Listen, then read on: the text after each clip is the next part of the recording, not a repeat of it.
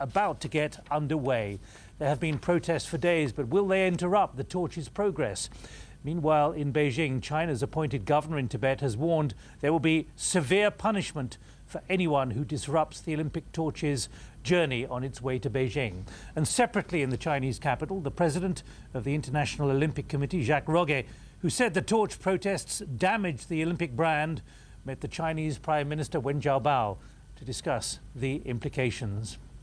Well, in Beijing, Jacques Rogge says there are no plans to cut short the multi-nation global relay of the Olympic torch, which is designed to highlight China's growing economic and political power. The BBC's James Reynolds in Beijing reports on the robust attitude now being taken by the Chinese leadership.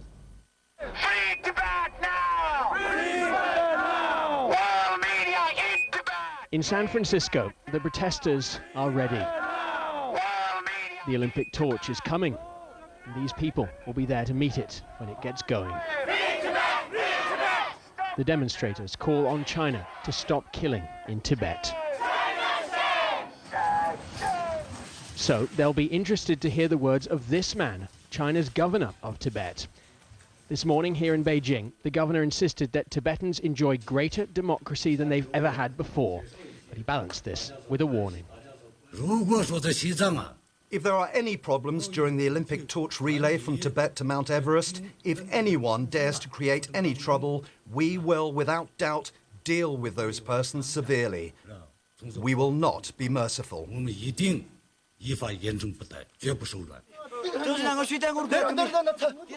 But this afternoon, these Tibetan monks ignored China's warnings. The group gate-crashed a government-led tour of a monastery in a Chinese province near Tibet. They called for human rights and also for the return from exile of the Dalai Lama, Tibet's spiritual leader.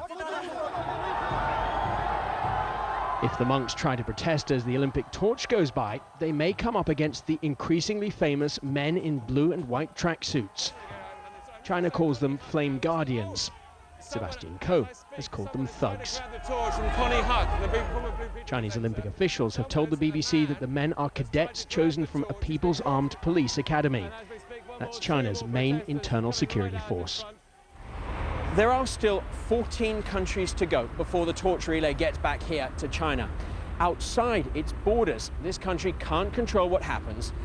But here at home, the Flame Guardians and the security forces will have a lot more power to stop protesters from getting in the way. James Reynolds, BBC News, Beijing. But international concerns about human rights in Tibet have, most unusually, been aired publicly in the heart of China.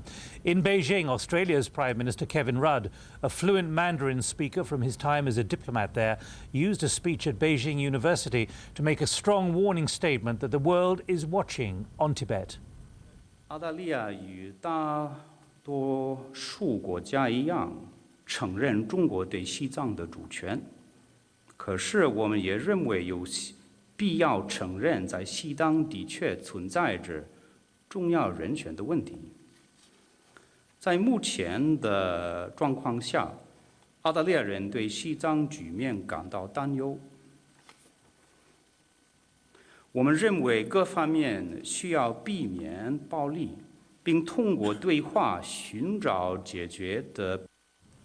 Australia's Prime Minister there in the centre of Beijing.